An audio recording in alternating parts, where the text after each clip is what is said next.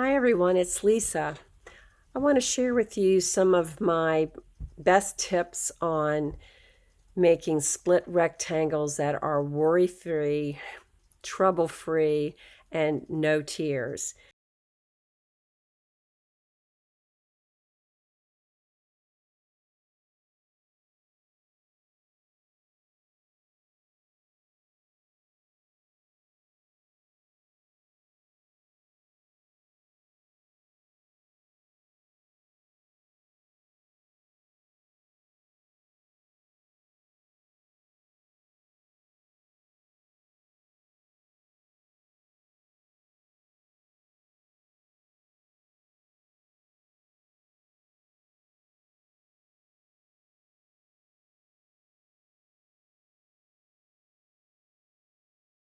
The split rectangle block is this block here.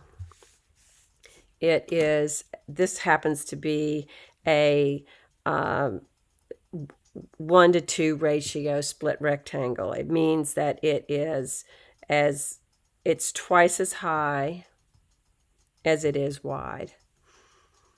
This particular split rectangle will finish at 3x6 and it works in my project. My project also requires that I have mirrored units so that when I'm working with the pattern, each one of my quadrants require a mirrored unit. And this is what a mirrored unit looks like. Mirrored unit. The other thing that I would highly suggest to you is spend 20 bucks and get a specialty ruler. This is Deb Tucker's Split Rects. I got it on Amazon. I think it was about $20. Trust me, before making this video, I explored many different ways to make this, to include making a template and all of those things, and I threw them all out.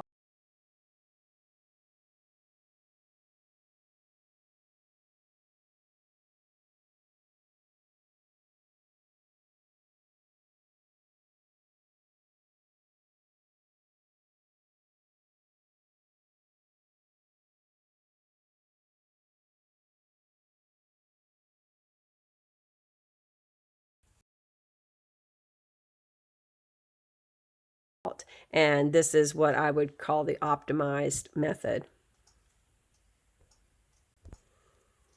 The other way to optimize our production of this wonderful unit is to use a rectangle. And I'm going to show you that. I like to cut once and have a sense of accomplishment that once I align it and cut it, it's going to be fine. So for my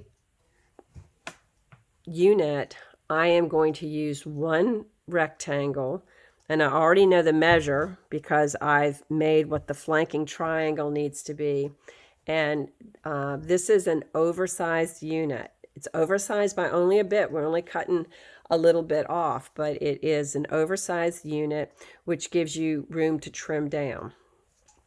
Now, if you and this is another good point to talk about, if you've got directional fabric, this is a directional fabric, I consciously chose to make my cuts this way, although you could choose to do it this way as well.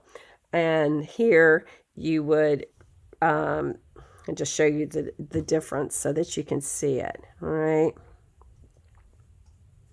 so cut your fabric the way that you want versus relative to where the fabric lies. All right, so I know from cutting this unit and measuring it and having made many units already that I have two measures that I need to be concerned about to make my rectangle. My ruler is going to tell me that I need to cut for a 3x6 finished unit that I need to cut my strip 7 inches. Now, I will tell you on a Peaky and Spike ruler, this measure would be 6.5, but this is a little bit oversized.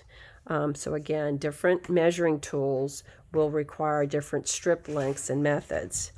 Now, this is my method for cutting the triangle, not anybody else's, but I promise you, you'll have good results if you take a little bit of time in the beginning. So once you determine what size your rectangle needs to be for the cut that you've decided to do, then the next question is, what sort of strata are you using? Are you using a fat quarter, or are you using a width of fabric? I cut this from a fat quarter. And if you don't have design considerations relative to the direction of your fabric, then what you do want to consider is based on the cut that you need to make. How are you going to make the most efficacious use out of that cut? So for example, in this particular cut here, I've got a width of 44. I know that I'm going to get at least 42, and you know that 7 goes into 42, an even amount. So I would do that. However, at 42 divided by 4.25, I end up with not quite 10, 9.8. So I don't want to have that level of waste. I want to use everything that I can. However, I would also note that I also need 3.5 inch squares. So that residual fabric, if I were using a print, using width of fabric, I would have enough to make a 3.5 inch square. So that's, again, another consideration. You know, fabric's expensive, and no need to create waste when you don't need any. So a little calculator, or use your phone calculator, is a great way to make this happen. Now let me show you how easy it is to use this method that I'm demonstrating for you today. The first thing we need to do is take our, oh look, and on my ruler, I've written just on painter's tape what my measure needs to be. If you're using 1/2 inch rulers, make sure that you, if you can do the math in your head, that's really great. I cannot, and I'm an accountant. And the other thing I would like to show you is if you have an expo marker, it's basically just a dry erase, you can simply mark your ruler. This is it's kind of heavy, and it marks, it comes right off. But that's also another little guide for you, so that you know that you're working with the measure that you need to. I'm using a quilter slide lock. I find this to be, again, an MVP in my sewing arsenal. It is non-slip, although that you'll see I've got some Slip Doctor tape on this. I haven't found anything that's completely non-slip or non-shift, but this is damn close. All right. So I've made my cut. The second thing that I want to do is I just want to cut my selvages off and that fold. Okay. And I know that I've got to do 7 inches. Make sure you're not working from the wrong side of the ruler.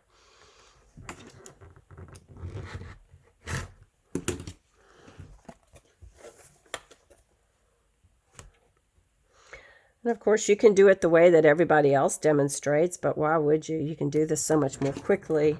No loss of accuracy in here. I haven't had to turn my ruler. I've got 8 pieces here.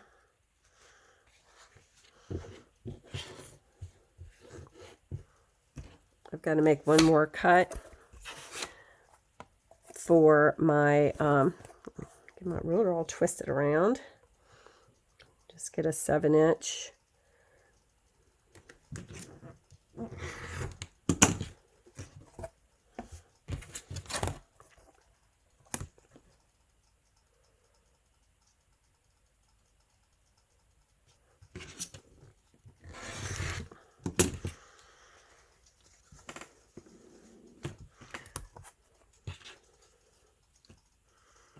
So I've got all of these with those few cuts. So give this a try and see if it works for you. I will create a little table down below so that you can figure out what you need for using this particular ruler.